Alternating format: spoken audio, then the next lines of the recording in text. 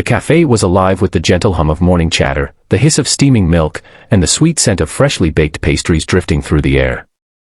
The floor-to-ceiling windows spilled golden sunlight across polished wooden tables, where people sat sipping their coffees and scrolling on their phones, blissfully unaware of the extraordinary story about to unfold within those very walls. At one corner of the cafe, the glass counter shimmered with rows of muffins, croissants, and pies, inviting customers to indulge in the warmth of homemade comfort. It was there that a tall, sharply dressed man in a navy blue tailored suit walked in, holding the tiny hand of a little girl no older than 6. His presence commanded attention, not only because of his stature or his meticulously groomed appearance, but because of the gentle way he leaned down to match his daughter's pace, his every step adjusted so she wouldn't feel hurried.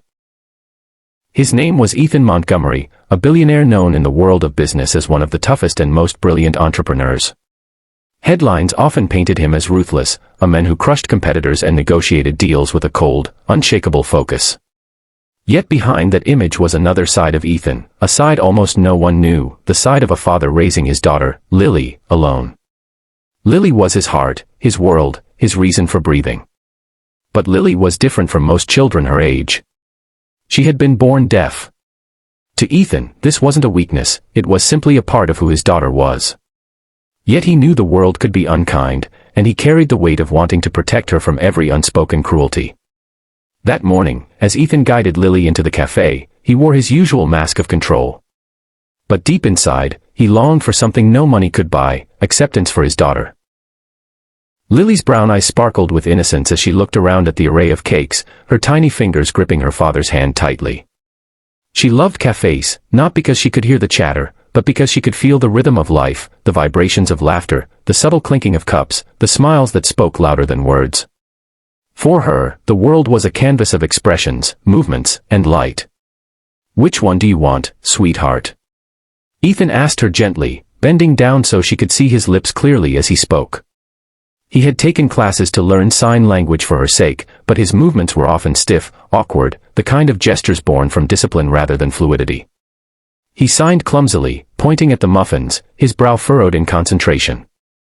Lily giggled, her small fingers moving quickly as she responded with the ease of someone who lived in that world naturally. Ethan tried to follow, but as always, he stumbled. He hated that he couldn't keep up with her, hated that despite his billions, his power, his influence, he couldn't fully give her what she needed most, effortless communication. His voice broke into the rhythm of the morning. "Would you like me to help?" Ethan turned sharply, his instincts as a guarded businessman kicking in. Standing behind the counter was a young woman with her hair tied loosely in a bun, wearing a simple apron and a smile that seemed to brighten the entire room. Her name tag read Clara.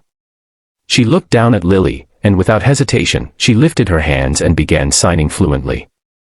Lily's eyes widened, her face lighting up with surprise and joy. She immediately responded, her little hands moving quickly, her smile stretching ear to ear. Ethan froze. His usually unshakable composure wavered as he watched the two of them communicate with a grace and fluency he himself had never mastered. For a moment, he felt invisible, standing on the outside of a world he desperately wanted to enter but never could. His throat tightened, not from jealousy, but from a strange, overwhelming gratitude.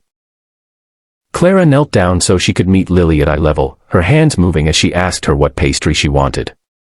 Lily clapped her hands in delight, responding eagerly, pointing at a cupcake with colorful sprinkles on top.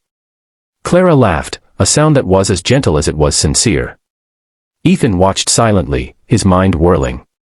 Here was a stranger, a cafe worker no less, who had just given his daughter something priceless, the gift of connection.